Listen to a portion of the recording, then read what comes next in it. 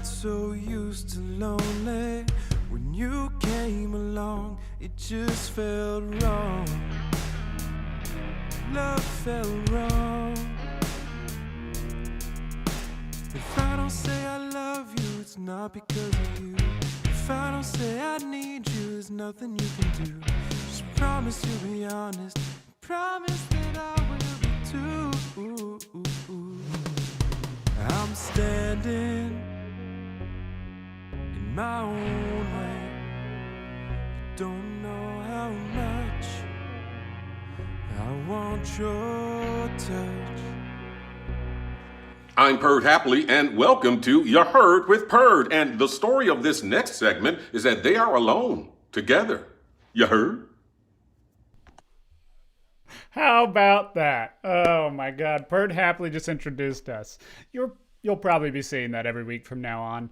So, welcome to Alone Together, episode 3 of season 2. We're excited to be back with another brand new song that yet again Nate is giving to us right now. So this is literally, I can't imagine a newer song in the world right now. That seems impossible to me. So, how do we do this? Alone Together started during quarantine. We're all alone. We're all working from our homes right now, but we wanted to keep making music. So we're still making music, and we're doing that by recording our own parts, telephone style. So Phil will send me an idea. I'll add whatever I want to that idea. I'll send it on to Benji. Benji will write and add whatever he wants to that idea. I won't send it back to Philip. So Phil has no idea what I've added to that part.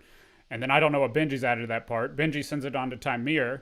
Tamir adds whatever he wants, and he sends it on to Nate. Nate might add some stuff. He might rearrange some stuff. He might take some stuff out, put some stuff in. And by the time we get it tonight, it's a totally new song. So I have no idea what we're about to hear. And you're going to be hearing that with me for the first time in just a few moments, along with all the other boys. So as Purd Happily said, as you heard with Purd, we are alone together. And let's go ahead and bring in the boys.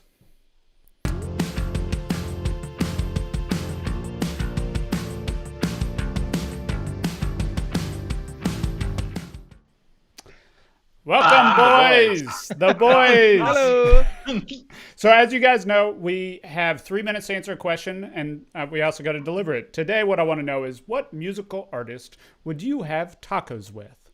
And I picked tacos specifically because no one can eat tacos with a lot of decorum, if you will. So think about that in your answer, and I'm going to go ahead and kick it off with Philip. Who would you have tacos with? Well, I would definitely have tacos with Andrew WK, because tacos are a party food, and that dude parties hard. That's a great answer. He does party hard. That is his only... No, he has 2 really good songs, for the record. Anyway, they sound identical. Yeah. That could be one medley. Benji, 2 of them. who would you wrong. have tacos with? Oh, I thought you were gonna go around the other way. I thought I had more time with this. I'm gonna be honest. I don't have a good answer because when you first said tacos, all I saw is that all I had in my brain is the fact that there are these uncrustables like tacos, where they're just sandwiches with taco meat in them, and like it legitimately made me so angry that I can't think of anything else right now because I'm still thinking about that. So Sounds very bad. I'm gonna say Tom York because he's just a default person I'd like to talk to, but only if those things have also never existed. That's my criteria. That's fair. But Hey, he happy can't hold the birthday, Tom. He can't hold the taco. Yeah, he's busy. He's like, What's in We the got tacos what's with Harry in the Styles. I would love to hear what those reasons are. But for now, we got 1 more minute. So, Tamir, who you got? I would have tacos with Benji Boy because I miss him. Oh, I miss you too. that's very sweet. Nate, who you got? Does this artist have to be alive or dead? It can be dead. Oh, Okay. All right, we got to give it up to my boy, Mr. Eddie Van Halen, who How'd I know? passed away this week. I cried about it. I dealt with it, but yeah, that's who I would have tacos You with. also shredded some sweet guitar to it. So you I did. sure did. So, in honor. So, in honor. Rip to the goat. Rip to No. the goat. So I would have. That's true. I would have tacos with. Oh my God, his name is now escaping me. Ben Folds. Ben Folds. I don't know why, but my reference to Community is that he's kind of like LeVar Burton to me, and you might not have gotten to that point, but Childish Gambino, Donald Glover cannot get over, like, he doesn't want to meet LeVar Burton. I kind of feel that way about Ben Folds. I'm like terrified, and I'm not ever going to meet him, so that's fine. But I want to have tacos with him because what a completely That's ridiculous not an impossible goal. That's not like That's I true. don't know. I can that's pay that seems $3,000 doable. and go. Yeah, All right. we Anyway, can new make that song in 3, We can make that. 2, 1.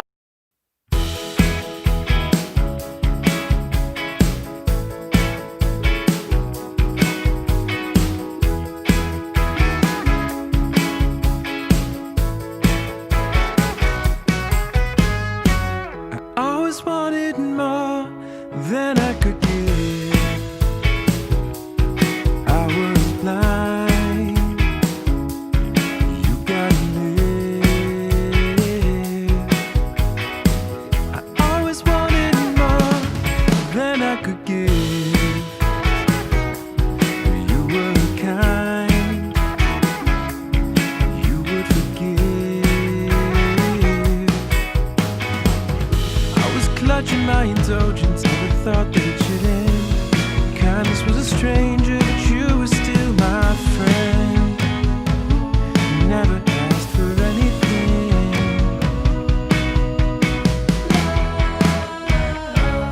Love had found me slowly, then it found me all at once. Love was all you showed me. Now our days have turned to months.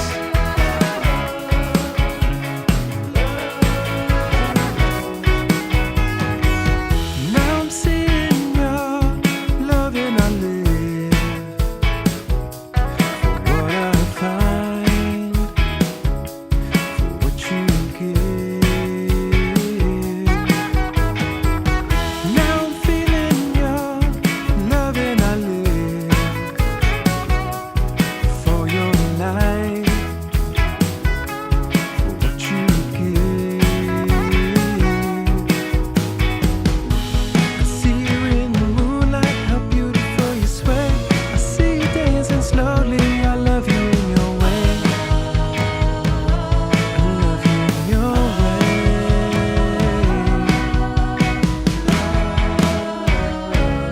Love found me slowly, then it found me all at once.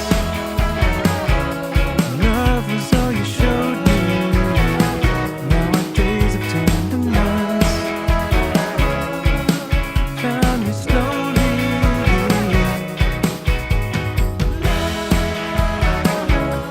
Found me all.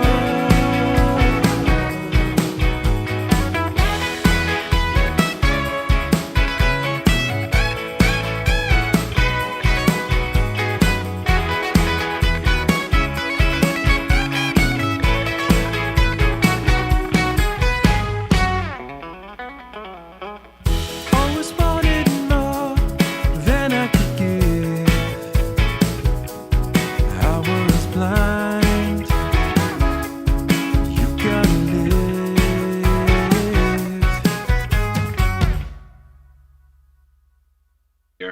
hot dog. Whoa. Wow. That one was fun. That was fun. That was a lot of good. fun. Yeah, that was good. As Phil says, hot dog. I'm going to add that Hot to the dog. broadcast. Hot dog. Oh, man, that is so wild. That is so fun. That is cool. Yeah. It's so different. And On top. so one big thing that I did before we even get into it is I changed the arrangement. So Phil hadn't Very even heard. I changed the outro. It originally went on longer, and I kind of cut it down and added a pause, and then had it come in with just one little section and then end.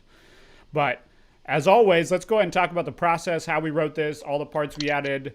Ooh, I couldn't stop nodding along. Thank you, Luke. Thank you, Luke. You Luke. Okay, so we're going to go ahead and jump in, and Phillips can tell us a little bit about the original idea and how he wrote that. I had that like in my head, and it was at first I never wanted or I always wanted more. It was something that didn't make any sense, and I was hitting dead end after dead end because the lyrics were like starting off as a dead end, and I needed them to go somewhere. Helpful. The first line, yeah. So I retooled it, and then it just kind of all opened up. And one of the things that on a time crunch like this, you don't really have enough time to totally revamp things, but like give is a total dead end of a word. You've got give and you've got live. But and forgive. And forgive, which is technically the same. So that was sort of like something that, because it happened in a week, otherwise I would have probably tried to like land that vocal part on a different thing. But I really liked the build, and it had sort of like a Crocodile Rock feel. But then I like listened to Crocodile Rock, and I was like, wait, this doesn't actually sound anything like it. It just has the same vibe, which is like even better. So, and then the other thing that really opened it up was I didn't have a chorus. I just went back to the verses because I thought the verse was so catchy. But when I thought of like, oh, what if the music just stopped and it was like, and then it went into a chorus there, that would be like a nice energy. So by doing the same chord progression for the chorus, but changing the way it's played, changing the rhythm, that also really opened things up for me. Instead of being like so bouncy, it was a little bit like bum, bum, bum, and that rhythmic change opened up everything I needed to like make it feel like two distinct parts. So, that was where it was.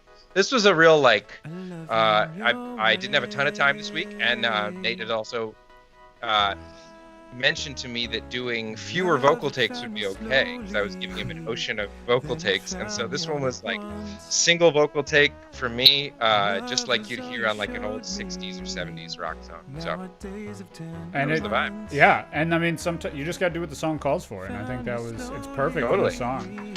Yeah, that's awesome. Yeah, well, this was a fun one. So I got this from Phil. We'll go and slip over to me, and that works, I guess. And I'll play what I added to this song. So one of the biggest things I did, as I mentioned earlier, is that I kind of changed the arrangement up. So I took the full arrangement that had been in there, and I changed the ending to not repeat so much and kind of end more abruptly. That's just something that I'm a fan of. But I'm a big fan of less is more, especially in song structure. But then in terms of this drum part, also less is more. It's pretty straightforward. That do is following the bass line that Phil had kind of written as a loose idea for the bass line of the song. And then I kind of built around that. And Phil, when he records, he likes to kind of just throw on some drum ideas so he has an idea of what he's working on. So I had that from him already. And he had like a really fast hi-hat part in the choruses. And I wanted to keep that energy, but I felt like the really fast hi-hat part wasn't of this era. So I kept that energy by adding a tambourine doing that same fast part. So in just a second, you'll hear that. And then I did my own thing where I like to do some like rhythmic changes throughout the pre-chorus and into the chorus. So now we're here, and we just have a single, like a slower tambourine, but then when it goes into just a second, will be double that tambourine part. So my whole thing that I'm thinking is simple drum part, and then kind of make it unexpected at times in terms of where I stop, where I come in, and then get a lot of the energy out of the percussion. So like that energy, as I said, is coming from that tambourine, and then lay down a kick drum that's supporting the bass guitar so that those are playing together and adding a lot of low end. And then the third thing that I did that I think would be happening at this point in the song, so I don't think it made it down into this exported version of my stuff, is I added a santur. It's basically a sitar, kind of. No, it's not. But it's a string instrument that's really high-pitched plucky, and I followed one of the melodies that Phil had added with that part. I think it's really cool. So listen back for that. If it made it in the mix, I don't know. Nate sometimes cuts our favorite parts. Nate. The boys are laughing. You can't hear them. So that's what I added to this song. Yeah, I did call Nate out. Y'all can't hear him, but they're laughing in the background. Okay, and on that, I'm going to go ahead and bring in Ben, and we're going to hear what Ben added. And Ben added a lot to this song, so I'm excited to get into that. Benji, Howdy. it's already playing. What we got from you on this track? Yeah, so this one, so that lick that just played, the like ba-da-da-da, Yeah. that sort of thing, like that kind of. So Phil's original thing had like a really short, like one beat, ba-ba-ba-ba-da, kind of leading out of it, and so I just kind of tacked that on to the front. But like I literally like sat down to like try this out, and it was the first thing I played, and I was like, oh, that worked. Oh, that works. Oh, this is gonna be a good week. So it was a pretty simple, like, I really took it simple with it. I did pretty, I just did, like, tight chords. I took a pretty clean guitar sound, which I know Nate crunched up a lot more, which sounds better with more on it. But I just did these really basic parts, and then I had a lot of fun doing the guitar solo, because I did double tracking, which is where you just record the exact same part as close to accurate as you can twice in a row. And it gets like, it's an old, like, you know, it's an older recording thing. You hear it a lot on like old Beatles records. And that actually kind of leads into where I was kind of feeling with this, is it kind of had like, it kind of felt like something you would get off of like one of the kind of like more not like an early Beatles track, but like a late Beatles track that's reminiscent of an early Beatles track. Something so like, that would you say a song that might have had a sand tour on it? Potentially. Sorry, no, go ahead.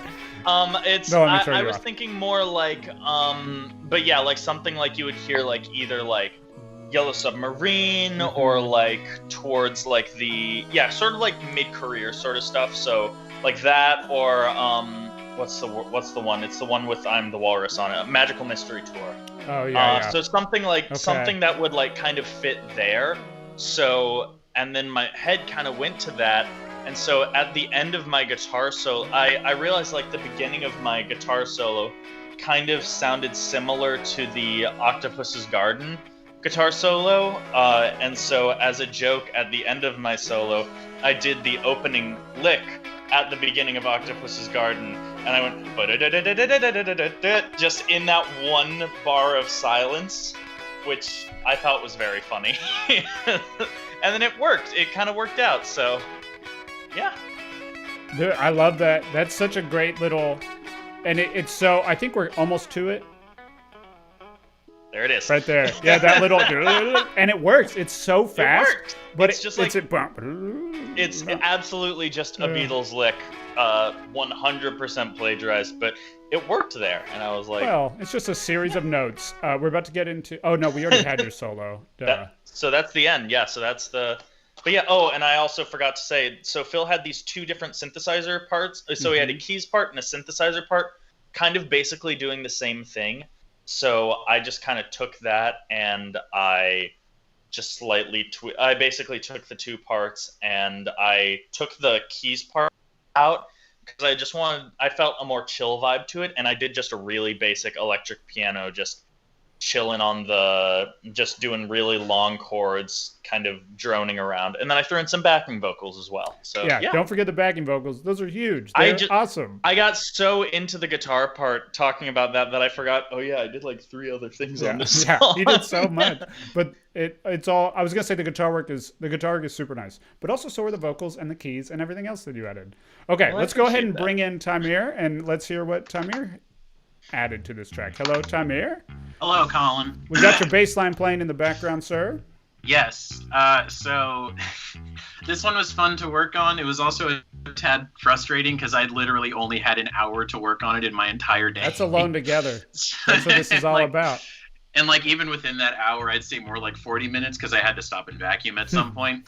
But yeah, this was just another fun thing for me to practice like my finger picking on, which I'm getting a lot more confident in. So we'll probably see that more in the future. Maybe even, when we do the whole live show thing that used to be a thing. So what else? There were things I really wanted to add in here. That little the little drop and the lick that Ben does where it's just him playing. I wanted to add something to that. I wanted to match that, but I just didn't have enough time. But and then the what was it? I forgot what it was. It'll come back to me. But yeah, again, I gotta give it to Fizz for laying down a really fun idea for me to work with, a really nice foundation, and yeah, this was just really fun. I think what I'm really taking away from a lot of these is that we need that, at the very least, me and Phil need to work on a Motown record at some point, because I'm getting a lot of vibes from these like bass ideas and stuff. So honestly, yeah. That would be awesome. Broke Royals, I would totally listen to that. Broke Royals 2.0 is going to be all Motown, and I'm here for it. So well, no one's heard the new album yet, so who knows? Listen up, Motown. yeah. Now, I gotta say one thing. Listen up, Motown. I love when people talk from off camera. So, and on that note, Yes. Tamir does the best little like flourishes there. If you ever see me go, ooh, it's always at like a Tamir like like he just did right there. Oh, I'm always like, yeah. ooh, that's nice. And so that reminds me, I was trying to be clever and work in a little bit of the bass line from The Less I Know the Better by Tame Impala, but I just didn't have enough time. This is the thing about inspiration, man. It's all inspiration. Like it doesn't come out of thin air. Some things do, but like it's all influencing us. So that's awesome. No, that's cool. Yeah. Okay, so we have a special request from Lizzie that you do a little ASMR again for us. So if you don't mind introducing Nate and bringing Nate in. A proper microphone for this so that the full effect is there, but I'll give it a whirl. So here we go. All right.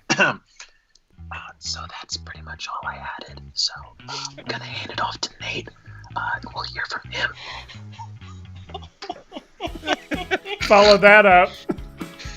Great ASMR. Hello. Hey, Tame Impala for the win. Hello. Welcome in, cool dad. What's up? Nate's How's been it hard going? at work this week, man. So, great job. It's been a long week. Tell us about this song. Oh, thank you. Appreciate it. I liked the song a lot. It was nice and apparent. Sorry, I'm a little close. It was nice and apparent when I imported all the tracks for this week that, like, even just the raw tracks, like, all coming together in my Pro Tools session as, you know, nothing done to them at all. Already sounded really nice, and everything was tight and clear, and you know, it just goes to show a lot of the times that 100% less is more. And so yeah, this week was actually really easy for me. And I guess my mix tip for this week is gonna have to do with guitar tracks that you get from somebody who didn't record them through a really nice preamp, and what you can do. Really, how dare you? It has nothing to do. So, 100%, Benji, your guitar tone sounded great, and I'm incredibly offended that. No, I get it. But you know, there's just something about a digitally controlled preamp that like doesn't have a transformer in it or a tube in it or really nice. So what did you do for that? Saturation, friggin' saturation, 100%. And so actually, something I've been doing a lot lately with really any guitar track is I will use either some sort of saturation plugin, and saturation meaning distortion, like, you know, a little bit of like a tube type of crunch or something like that. But anyway, I in particular, I'm a big fan. I have a plugin called the Radiator from Soundtoys, and it's basically an Altec 1567 or like plugin model of the original hardware unit, and it distorts real nice. And so I just kind of like you know, fed. So this is and especially with a guitar track that is like really pokey or really Benji loves his guitar tone like super cutting, and that it totally works. But sometimes when it gets into the computer, you kind of need to do stuff to give it Just the distort type it a of little burst bit. that it needs without without overly affecting the signal. Subtle, but So- just makes it a little bit Right, makes it more bigger. pleasing. And it still cuts, but it's not like harsh on the ears. So Song's up, time's up. Love you, cool dad. Anything else you want to add before I move over to Phil to talk about the lyrics? nope.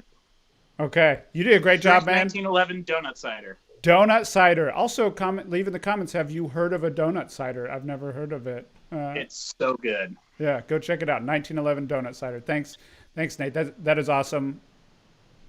And Philip, you already talked a little bit about the lyrics, but is there anything you want to add about the lyrics to this song?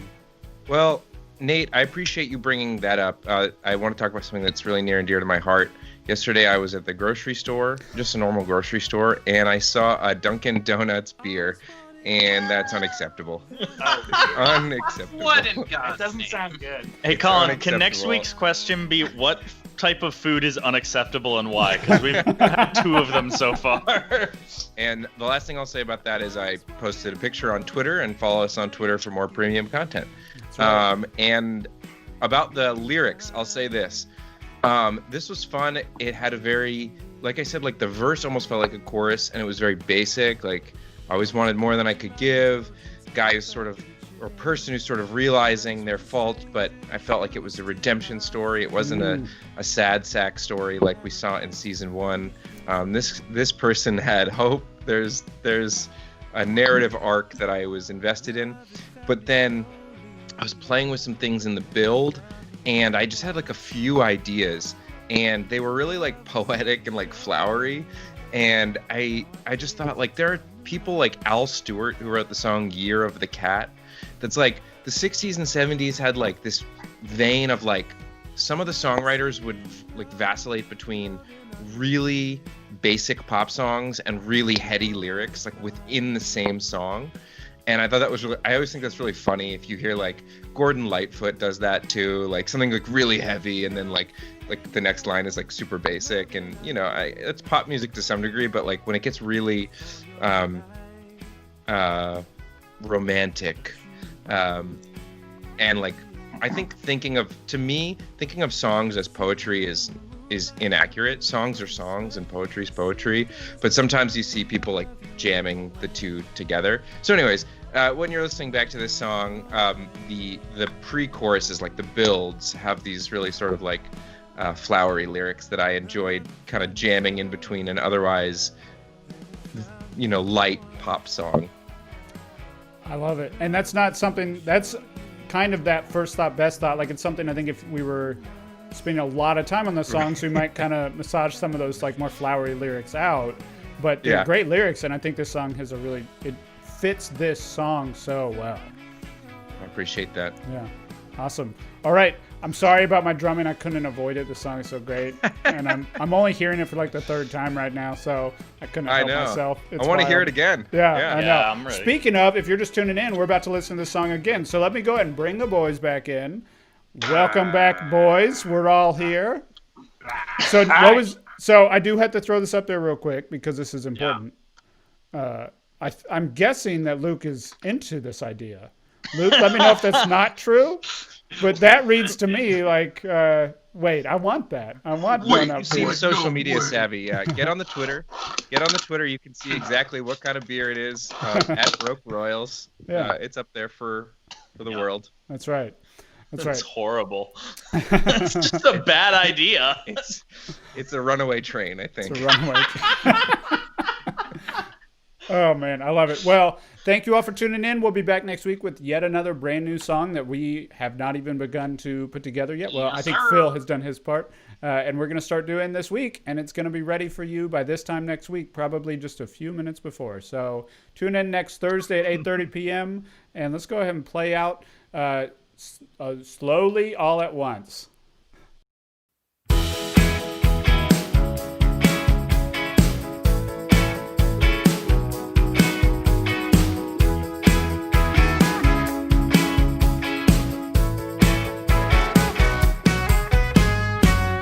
Always wanted more than I could give. I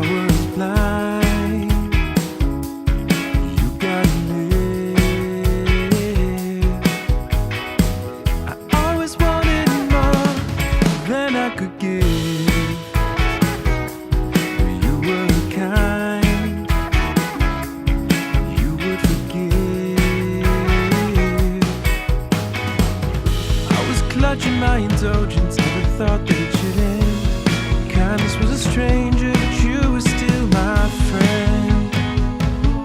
Never asked for anything.